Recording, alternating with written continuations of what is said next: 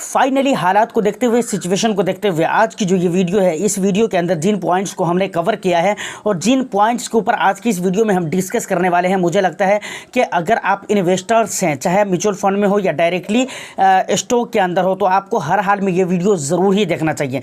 लेकिन सिचुएशन को मद्देनज़र रखते हुए, हालात को देखते हुए मुझे ऐसा लगता है कि अगर आप एक इन्वेस्टर्स ना भी हैं, फिर भी आपके लिए ये वीडियो देखना बहुत ही ज़रूरी है, क्योंकि यहाँ पर इंडिया को लेकर और भी दूसरे देशों को लेकर और कुछ वॉर वगैरह की नियम वगैरह और उसके जो कुछ सिचुएशन और कंडीशंस होते हैं, उन चीज़ों को लेकर बहुत सारी बात आपको यहाँ पर क्लियर होने वाली है। और यहाँ पर एक इशारा, एक बयान की ज़रूरत है। अगर वो बयान आ जाता है, किसका बयान आ जाता है और किस तरह का बयान आ जाता है, तो पोर्टफोलियो का क्या होगा उसके ऊपर भी हम डिटेल से बात करेंगे। ऑफ कोर्स वीडियो ओवरऑल देखा जाए तो बहुत इंटरेस्टिंग होने वाली है। इसलिए बराबर की तरह एक रिक्वेस्ट आपसे ज़रूर करूँगा कि आप इस वीडियो को लाइक कर दीजिए, शेयर कर दीजिए और इस वीडियो को हो सके तो आप अपने फैमिली मेम्बर्स के साथ, अपने दोस्तों के साथ, अपने रिश्तेदारों के साथ भी शेयर करिए, क्योंकि इसमें कुछ ऐसी बात हम करने वाले हैं जिसका जानना बहुत ही ज़रूरी है। तो लाइक भी कर दीजिए, शेयर भी कर दीजिए और चैनल को अगर अभी तक आपने सपोर्ट नहीं किया है तो प्लीज़ बी फाइनेंसर को आप ज़्यादा से ज़्यादा सपोर्ट करें, ताकि जो भी इस तरह के रियल कंटेंट बनाने वाले चैनल हैं वो ज़्यादा से ज़्यादा आगे तक जा सके और अच्छी जेन्युइन नॉलेज आप तक पहुँच सके।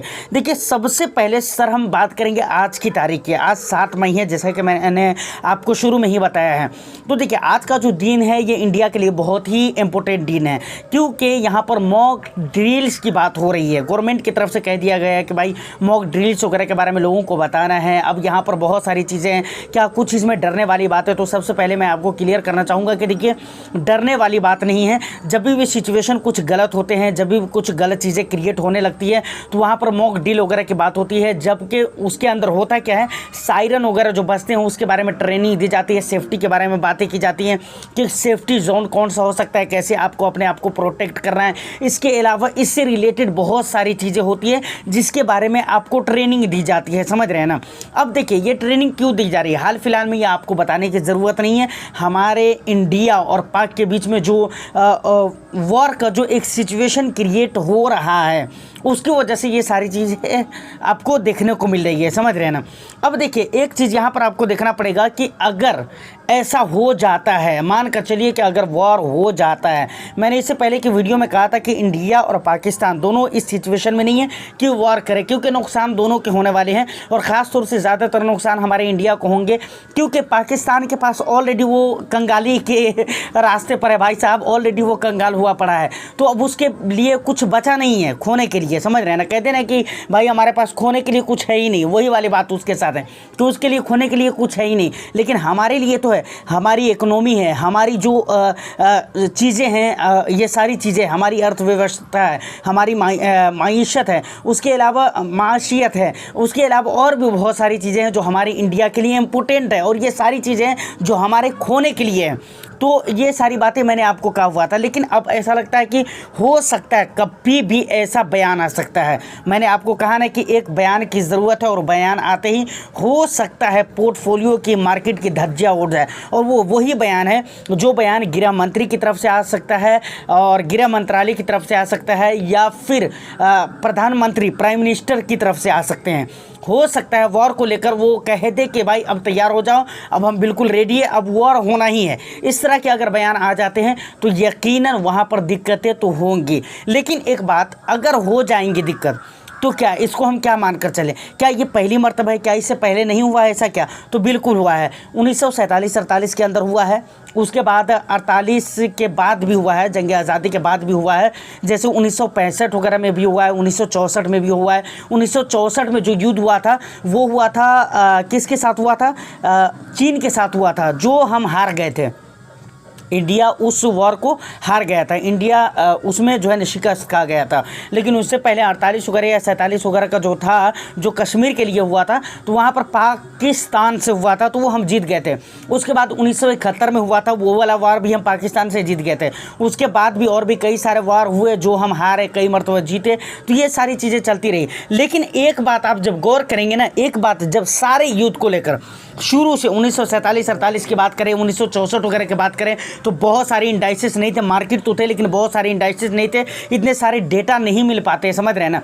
लेकिन फिर भी एक चीज़ वहाँ पर गौर करेंगे तो आपको मिलेगा कि भाई जब तक वॉर की सिचुएशन कन्फर्म नहीं हो गई कि हाँ भाई अब वॉर होना ही है, तभी तक मार्केट गिरता रहा। मैं क्या बोल रहा हूँ, जब तक कंफर्म नहीं हो गया कि हाँ वॉर होना ही है तब तक मार्केट गिरता रहा। जब ये कंफर्म हो गया और वॉर होना शुरू हो गया तो आप गौर करेंगे तो वहाँ पर मार्केट गिरना बंद हो गया है, समझ रहे हैं ना।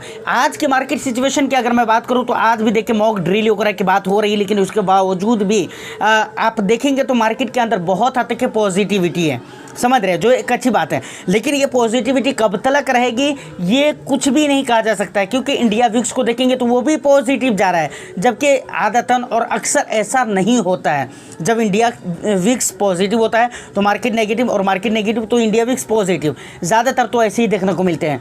तो कहने का मतलब ये है कि जब तक कोई चीज़ें कन्फर्म ना हो जाए तब तक आप इस चीज़ को मानकर चले कि मार्केट में वोलेटिलिटी रहेगी, गिरावट रहेगी, सिचुएशन ख़राब होते रहेंगे, ये सारी चीज़ें चलती रहेगी। लेकिन वॉर ही सही एक मरतबा स्टार्ट हो जाए तो मार्केट फिर ऊपर की तरफ जाना शुरू हो जाता है। तो कुछ भी ऐसा सिचुएशन हो, जैसे कोविड के टाइम की भी बात करें, जैसे कोरोना नहीं आया तो उससे पहले देखेंगे तो मार्केट गिर रहा था, लेकिन जब आ गया लॉकडाउन का ऐलान हो गया तब जाकर देखेंगे तो मार्केट ऊपर की तरफ जाने लगी थी। तो ये सारी बातें कहानी है, ये मार्च वगैरह की कहानी है 2020 वगैरह में, आप देखेंगे तो आपको पता चलेगा। तो यहाँ पर दो चीज़ें हैं। सबसे पहली चीज़ ये है कि वॉर पहले भी हुआ है, ये नई चीज़ नहीं है, और वॉर पहले भी हुआ है और पहले भी मार्केट के अंदर गिरावट हुई है, लेकिन मार्केट के अंदर रिकवरी आती ज़रूर है। तो ये सबसे पहली चीज़ हो गई। दूसरी चीज़, जब तक चीज़ों के बारे में क्लैरिटी ना मिल जाए, जब तक चीज़ों के बारे में कंफर्मेशन ना मिल जाए तभी तक मार्केट गिरती रहती है, चाहे वॉर ही क्यों ना हो या कोई पेंडेमिक सिचुएशन ही क्यों ना हो, जैसे कोविड वगैरह को ले लीजिए। जब तक कंफर्म नहीं हो गया तब तक गिरता रहा, कंफर्म होने के बाद चाहे वो सिचुएशन चलता रहा लंबे समय तक के, लेकिन मार्केट के अंदर देखेंगे तो एक अच्छा मूवमेंट आपको देखने को मिलता है ज़रूर। तो यहाँ तक ये सारी बातें क्लियर हो जाती हैं। उम्मीद करता हूँ कि ये बातें आपको समझ में आ गई होगी। अब एक सवाल है हमारे लिए जो आया हुआ था, वो संजू राम जी की तरफ से आया हुआ था, ठीक है ना। संजू राम जी की तरफ से इनका कहना है कि भाई 12 लाख रुपये मुझे वन टाइम करना है, 12 लाख रुपये का वन टाइम निवेश करना है, लमसम मतलब करना है म्यूचुअल फंड के अंदर। तो ये कह रहे हैं कि किस तरह के फंड में निवेश करना चाहिए नेक्स्ट 5 ईयर्स के लिए। तो देखिए सर, यहाँ पर ये कह रहे हैं कि बच्ची की शादी करनी है, इस वजह से मुझे निवेश करना है। तो देखिए यहाँ पर सिंपल सी बात है। यहाँ पर मैं एक चीज़ कहना चाहूँगा कि सर इक्विटी मार्केट के अंदर आप आ रहे हैं और फिलहाल जो मार्केट की सिचुएशन है वो बहुत ज़्यादा अच्छे नहीं है, ठीक है। निफ्टी अगर सेंसेक्स को देखें, निफ्टी को देखें, यानी कुल मिलाकर लार्ज कैप को अगर देखेंगे तो ठीक ठाक अपने रीजनेबल प्राइस पे है, बहुत अच्छे प्राइस पे आ चुका है लार्ज कैप की अगर मैं बात करूँ। लेकिन स्मॉल कैप और मिड कैप की बात करूँ तो स्टील अभी वो क्या कहते हैं कि वैल्यूएशन वाला है, वहाँ पर अभी भी ओवर वैल्यूड है चीज़ें। तो ये चीज़ें आपको समझने की ज़रूरत है। और आप 5 साल के लिए इन्वेस्ट कर रहे हैं तो बहुत ज़्यादा लंबा समय नहीं है, और मार्केट का सिचुएशन अभी तक ख़राब ही है, और अभी हाल फिलहाल में कुछ अप ट्रेंड में जा रहा था मार्केट, और फिर ये इंडो पाक वाला जो मामला हो गया जिसकी वजह से फिर लगता है कि मार्केट डाउन ट्रेंड में जा सकता है। और ये कब तक जा सकता है, सिचुएशन कब तक ख़राब रह सकते हैं ये अभी कहा नहीं जा सकता है। प्लस वैल्यूएशन भी है स्मॉल कैप मिड कैप के अंदर। तो क्लियर कट रूप में अगर कहा जाए तो स्मॉल कैप मिड कैप के अंदर तो मैं आपको बिल्कुल बोलूँगा ही नहीं निवेश करने के लिए। अगर आपके लिए निवेश करना अच्छा हो सकता है इस समय पे सिचुएशन को मद्देनज़र रखते हुए, अकॉर्डिंग टू प्राइस, समझ रहे हैं ना, प्राइस रेशियो की अगर बात करूँ उसके अकॉर्डिंग अगर आप देखें, सिचुएशन के अकॉर्डिंग अगर देखें, हालात के अकॉर्डिंग देखें, या अपने इंडिया के बाज़ार या इसके सिचुएशन के अकॉर्डिंग, जैसे दूसरी चीज़ों को लेकर अगर आप देखें तो यहाँ पर एक चीज़ आपके साथ निकल कर आएंगी कि भाई इस समय पे जो सबसे अच्छा ऑप्शन हो सकता है निवेश के लिए वो हो सकता है लार्ज कैप, समझ रहे हैं ना। लार्ज कैप हो सकता है, आप अपनी पोर्टफोलियो में लार्ज कैप रख सकते हैं, लार्ज कैप के अंदर आप वन टाइम निवेश कर सकते हैं। उसके बाद लार्ज एंड मिड कैप को आप ले सकते हैं, समझ रहे हैं ना। उसके बाद फ्लेक्सी कैप, मल्टी कैप, ये 4 तरीके के फंड है जिसमें आप निवेश कर सकते हैं। यही स्ट्रैटेजी हो सकती है जो कि बेटर स्ट्रैटेजी हो सकती है। अब देखिए यहाँ पर बहुत सारे लोग हो सकते हैं कि आपको ये भी कहते कि भाई आप लार्ज कैप के अंदर निवेश करोगे तो लार्ज एंड मिड कैप के अंदर निवेश करोगे, तो यहाँ पर भी तो समझ में आ रहा है कि चलो ठीक है, एक आपने लार्ज कैप ले लिया, एक लार्ज एंड मिड कैप ले लिया जिसमें मिड कैप का भी एक्सपोजर होगा। लेकिन अगर फिर वहाँ पर फ्लेक्सी कैप लेते हो तो वहाँ पर बहुत ज़्यादा एक्सपोजर हो जाएगा लार्ज कैप का, ऐसा भी हो सकता है। या नहीं तो large cap, mid cap, small cap का ही एक्सपोजर रहेगा ज़्यादातर।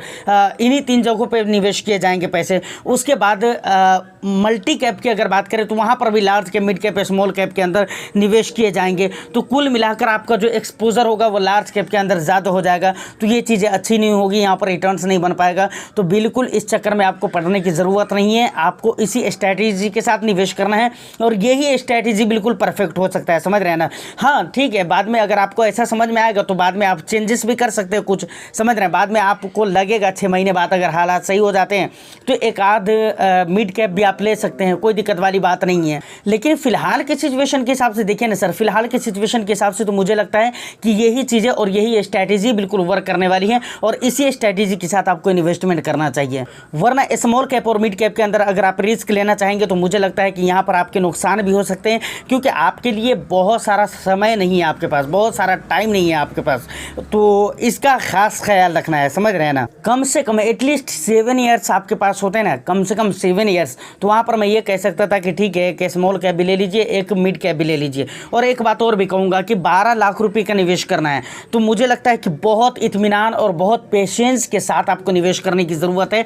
ऐसा नहीं कि एक ही मर्तबा में मार्केट के एक ही लेवल पे हम सारा पैसा निवेश कर दिया, ऐसा नहीं। कभी 20,000, कभी 25,000, इस तरह करके आपको निवेश करना है। आप कहेंगे कि सर बहुत सारा टाइम तो निवेश करने में ही चला जाएगा, बिल्कुल चला जाएगा सर, लेकिन यकीन माने आने वाला टाइम में जो रिटर्न्स निकल कर आएंगे ना वो बहुत अमेजिंग और अनबिलीवेबल रिटर्न्स निकल कर आएंगे, समझ रहे हैं। तो इसका आपको खास ख्याल रखना चाहिए। जब जब मार्केट के अंदर गिरावट हो 10-20,000, 30,000 रुपया आपको ढकेल देना है मार्केट के अंदर, अपनी स्कीम के अंदर ढकेल देना है। बहुत ज़्यादा फंड नहीं लेना है, 3, 4, 5 फंड लेना है, इससे ज़्यादा फंड लेने की ज़रूरत नहीं है। और पेशेंस तो सबसे पहली फुर्सत में आपको रखने की ज़रूरत होगी।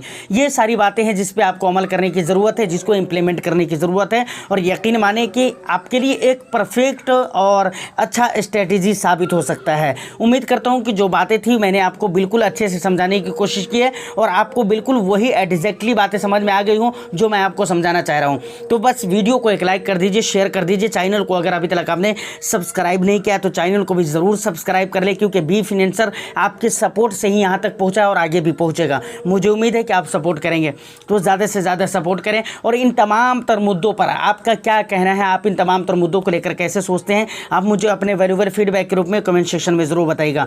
मैं फिर मिलता हूँ किसी नेक्स्ट एंड इंटरेस्टिंग वीडियो में। जब तक के लिए all the best. Thank you for watching.